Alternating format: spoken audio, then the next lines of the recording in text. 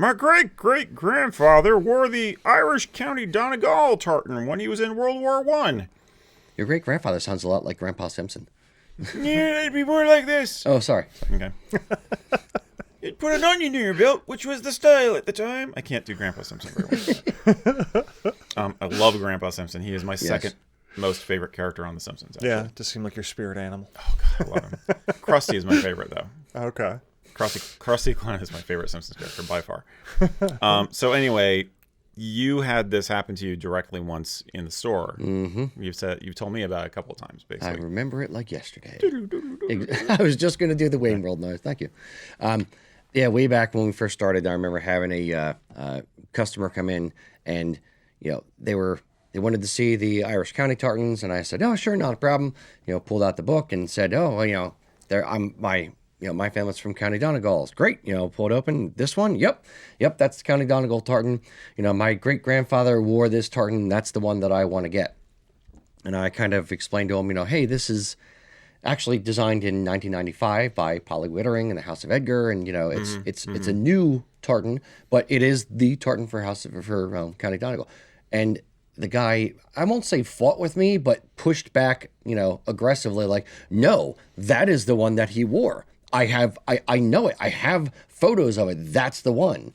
And it's like, so, and I kind of let it go and just, okay, not a problem. Let me take your measurements. We'll happily get you that tartan. Mm-hmm. But the lesson learned out of it is one of those, like, some people have either family stories or myths that they believe that they don't want busted. Yeah. Right. The bubble they don't want burst because it defines part of their story, part of their narrative, part of their family. Yep. There's a lot of people that'll come in and say, hey, this is my family tartan. This is Gordon. And I'll be like, no, that's actually the Royal Stewart tartan. No, when we bought this my grandma bought this in the Royal Mile. They said Gordon. This is her family tartan. They said it's Gordon. And I hate being the bearer of bad news. I hear where that story went wrong. Hey, this, you may have had an unscrupulous vendor on the Royal Mile there. But it's the Royal Mile in Scotland, Rocky. Yes, they must know. They would never try to pull a fast one and just sell you something. Yes, where the street is paved with honor. Yeah.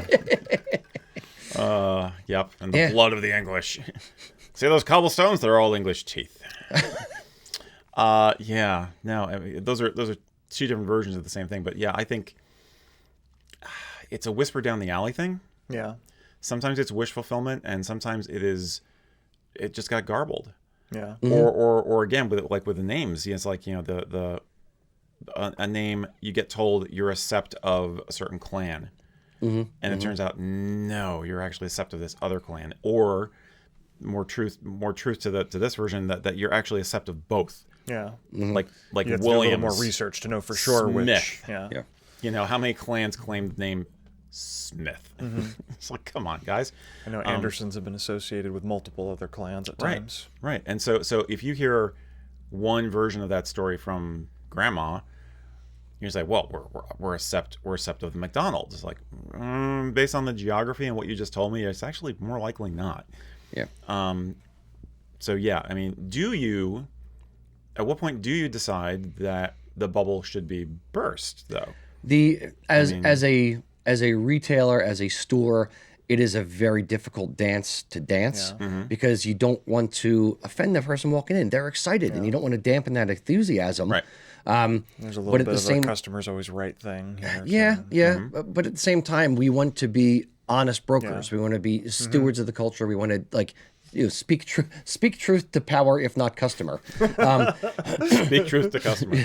But it is sorry, MLK. Incumbent upon the customer or the person, the individual, to do some of their own research and vet their own family stories to see if they are true or not, or how true they are.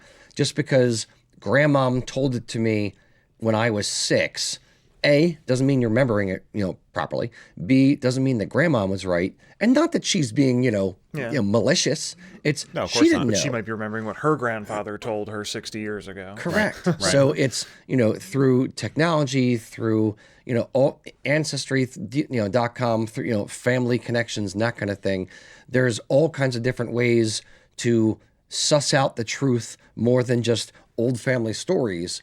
And that's the beautiful thing about living today, is the ability to do better research on different things than relying on, old magazine articles that, your grandmom clipped out, or old, passed down stories from grandpop to grandmom, or what his great grandfather told to him, or the only tartan book that you can get is from the library, and it was a tourist book written in 1982. Yeah. As opposed to going onto the internet and finding, copies of all these many things. I'll add the caveat: if you know where to look for good research sources. And a lot of people don't, which and a lot of people are resorting to a meme they saw on Facebook in the clan insert name here Facebook group. Yeah, and not everything online is to be trusted. There's plenty of misinformation out there. Period. So yes, try whenever you're doing research on a thing, try to find multiple sources for the same factoid. If there's only one, maybe take it with a little bit of grain of salt. If there's only one source for a thing, but there's no other data on a particular topic. Depending on the quality of the source, of course. Just don't take it as gospel. Period. And that's what we were saying about photography a little bit ago. Also, it's just like you should try and test and verify, just like any scientific research. Verifiable results. I would say that as a person in this context, I would rather be the one to tell them that they could be wrong. I would try to be polite. I'd try to be kind of subtle, a little cagey about it. Say, that's really fascinating. Most of the time, in my experience, people with your name are associated with this clan. And I'm not saying you're wrong, but you might want to think about it a little bit. Or if you hear somebody say that elsewhere in the world, try not to take offense. Because I'd rather I tell them. Agreed. Than them find out at a festival where somebody's like getting in their face about it. Yes. The caveat is, if in these examples, if somebody comes in with a tartan that is wrong, or like, this is the Stuart tartan. No, it's actually Gordon. It affects how we order that material. And you can have, we have swatch books where we can open up the book and be like, okay, well, this is the one that you have. If you look at the back of the swatch here, it says Gordon. This is actually the Gordon tartan. Right. What you are talking about over here is a Stuart tartan. This is the ones for Stuart. And we have evidence to show them. I think that story that you started with about the guy whose grandfather wore the Donegal tartan in World War I or however it went, I think you handled it exactly the best way as a retailer. You introduced the alternative narrative. He was not receptive. He was going to fight you on it if you pushed back. Right. It's like, at a certain point. I showed him the copyright little symbol in the back of the book. And at a certain point, like you said, he's not going to hear you. He's not. You can't. And a certain amount of the customer is always right. Is relevant to the situation. But somebody who's a little more receptive, you could have gone a little deeper with. It's like, what's more likely is this, that, or the other reason. Or this is a great way to honor that county, even if it isn't. Having an open discussion is good, but not everybody's open to it. To quote my wife, you can leave a horse to water, but you can't make him think. Right. So what do you think? Do you want more? If you do, watch the full episode of Haggis Hunting by clicking on that link over there. If you'd rather listen to it in podcast form, go to your favorite podcatcher and search for USA Kilts for all of our content.